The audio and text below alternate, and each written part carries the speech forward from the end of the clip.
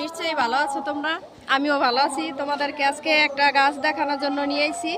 তো সেটা হলো সিম গাছ। তো দেখো তোমরা, আমি সিম গাছের নিচে কত কিছু দিছি দেখো।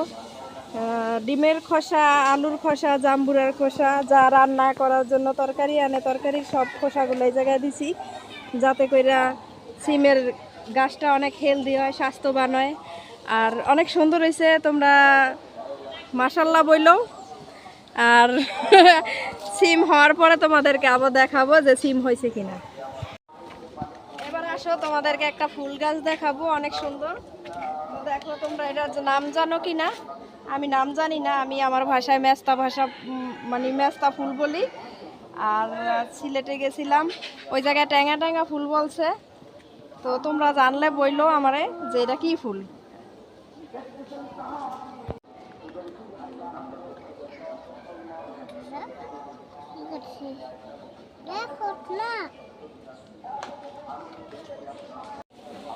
কত সুন্দর হয়েছে না ফুল?